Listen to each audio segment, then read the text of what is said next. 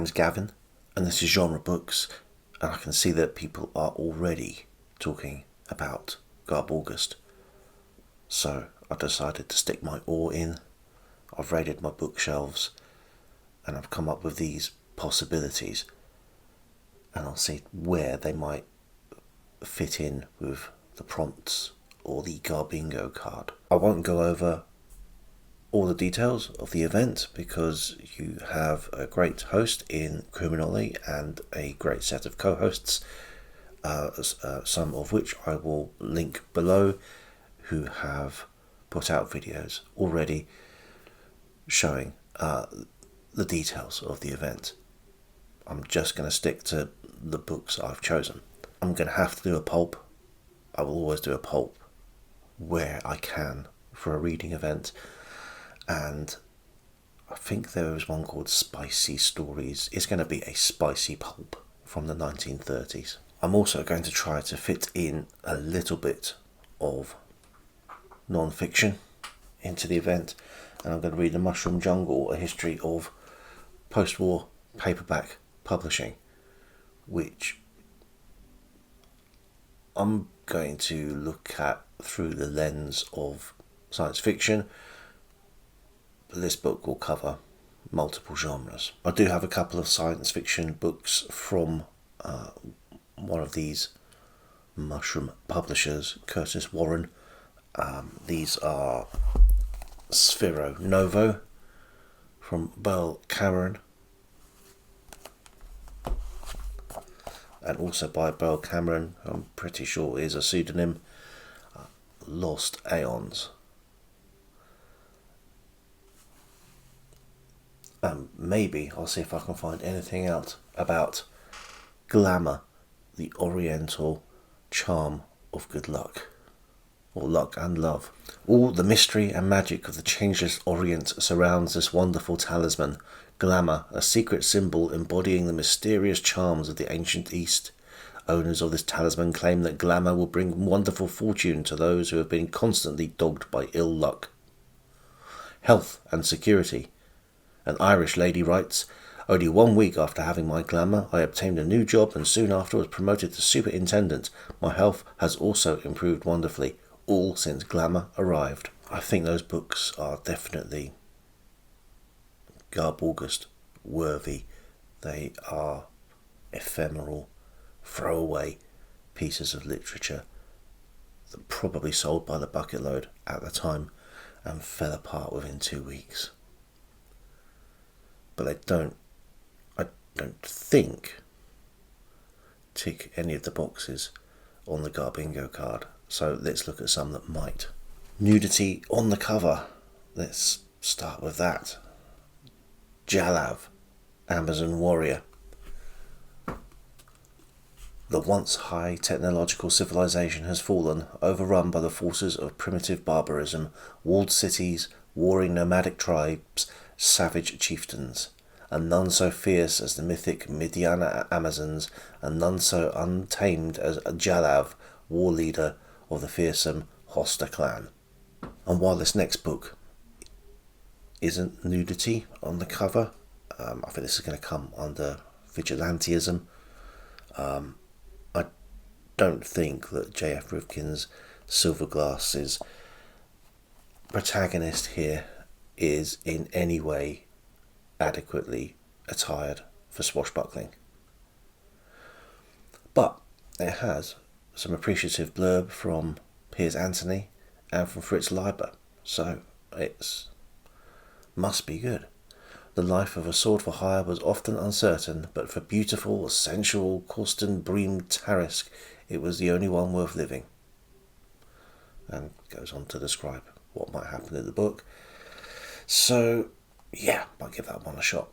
I think the key to competing the Garbingo card, which is something I didn't manage to do last year, one of the keys is going to be finding books that satisfy 2 of the miniature prompts, and Close Encounters of the Third Kind should do this. Firstly, it's a novelisation of a film. Secondly, if this was written by Steven Spielberg I'll eat my hat. I'll find out who did write it and see if the book is a worthy accompaniment to a great film. But it's not the only novelisation I might be reading in August. There is also Bedazzled.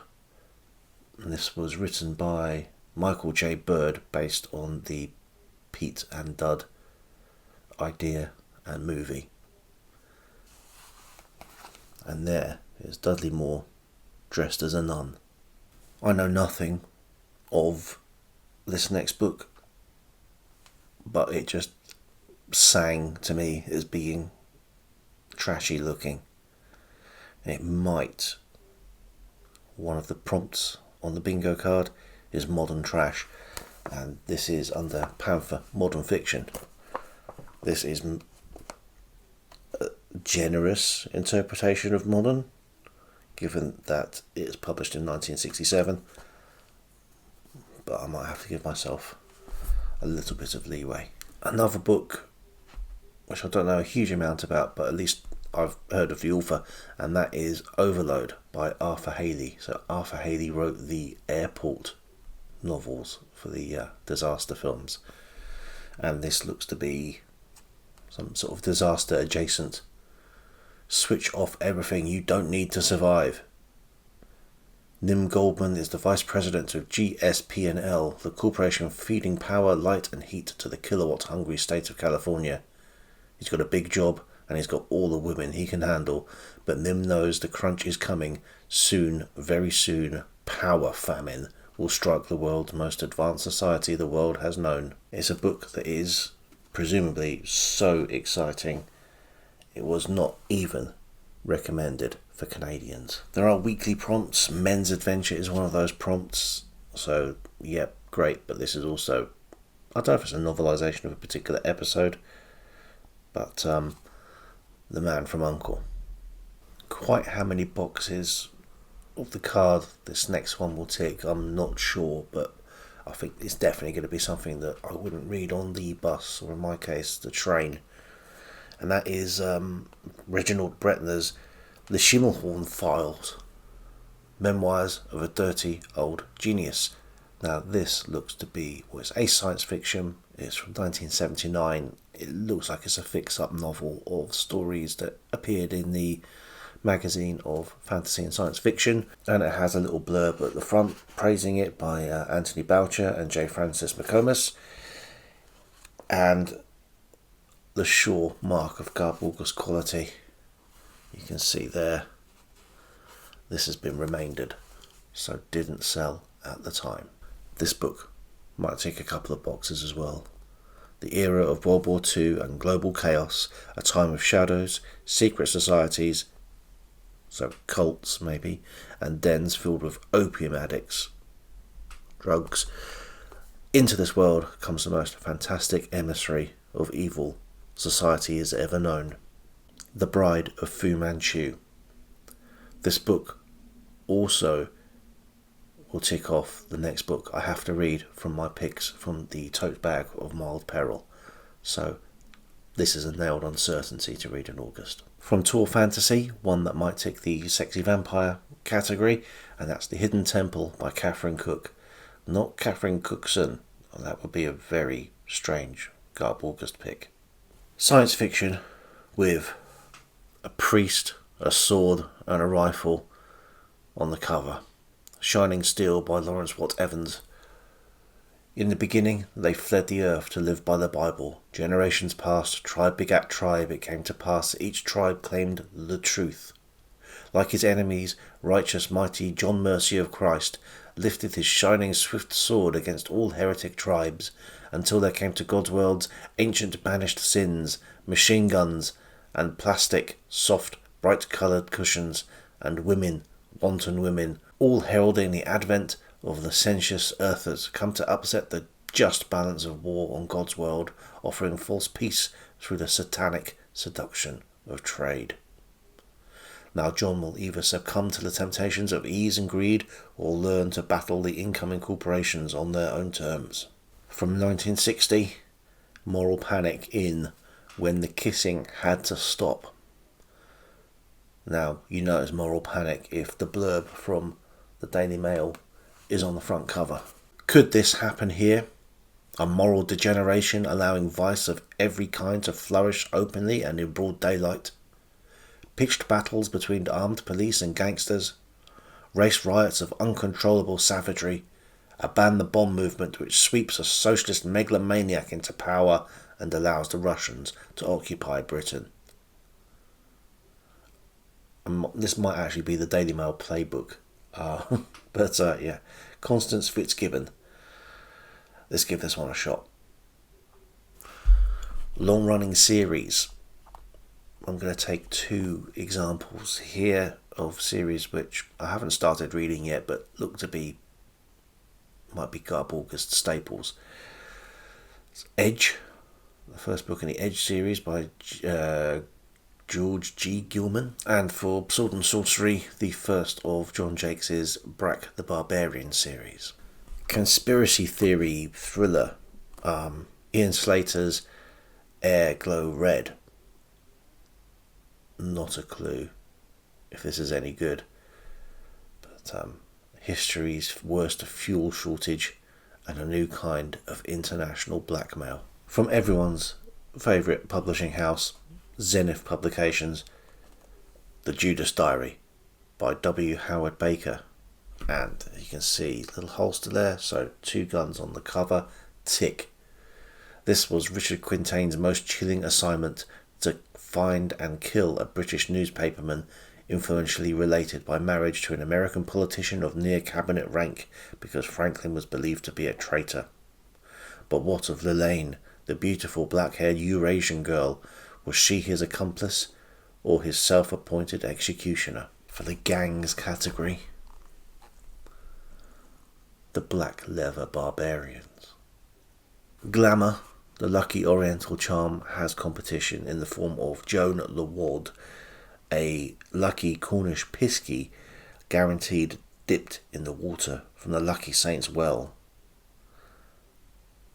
I sent for Joan Laward 7 years ago, during which time I have had many wins on the pools, including one of £72 and 2 shillings and 5 pence, and another of £542 and 15 shillings.